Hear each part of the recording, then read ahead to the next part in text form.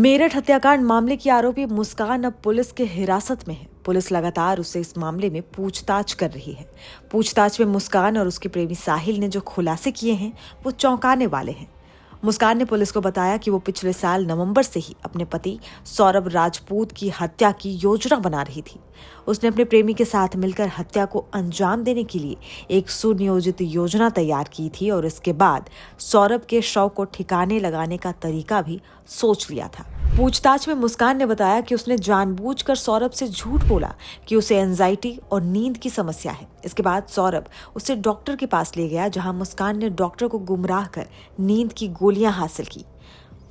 बाद में इन गोलियों का इस्तेमाल उसने सौरभ को सुलाने के लिए किया और फिर हत्या को अंजाम दिया। मेरठ पुलिस की जांच में यह पता चला है कि मुस्कान और साहिल ने मिलकर सौरभ को नींद की गोलियां दी और फिर उसकी हत्या कर दी।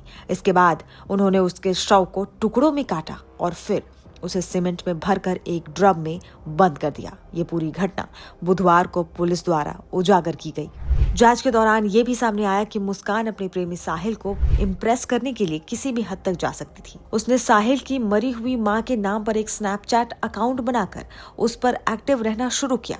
मुस्कान उस अकाउंट से साहिल को संदेश भेजती थी और दावा करती थी कि ये मैसेजेस उसकी मां की तरफ से आ रहे हैं। साहिल, जो पहले से ही ड्रग्स का आदी था, इस भ्रम में आ गया कि उसकी मां मरने के बाद भी उसके संपर्क में है।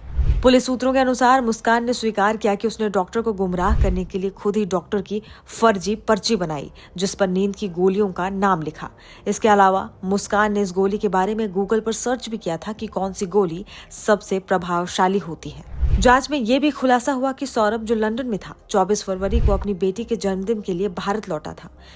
वो उसी किराए के घर में रह रहा था जहां वो और मुस्कान अपने परिवार से मतभेद के बाद रहने चले गए थे। कुछ दिन तक वो अपनी बेटी को स्कूल ले जाते हुए देखा गया था, लेकिन अचानक वो गायब हो गया। जब सौरभ की बहन चिंकी ने मुस्कान से पूछा कि वो कहाँ है, तो उसने बताया कि वो पहाड़ों पर गया है। हालांकि बाद में ये पता चला कि मुस्कान और साहिल ने सौरभ की हत्या कर दी और उसके शव को टुकड़ों में काटकर सीमेंट में दबा दिया था। सौरभ की बहन चिंकी को सौरभ के नंबर से कई व्हाट्सएप मैसेजेस भी मिले थे, जो अब मामले को और संदिग्ध बना रहे हैं। 6 मार्च को सौरभ के फोन से एक संदेश आया था जिसमें पूछा गया कि क्या चिंकी होली के लिए मेरठ आ रही है। जब उसने हाँ कहा तो जवाब में लिखा गया कि सौरभ बाहर है और त्योहार के बाद लौटेगा। 2 दिन बाद 8 मार्च को चिंकी ने पूछा कि क्या सौरभ अपनी बेटी को साथ नहीं ले गया, तो जवाब आया कि जिस जगह वो गया है वहाँ का तापमान बहुत ठंडा है और वो बच्चे को लेकर जाता तो वह बीमार हो जाती।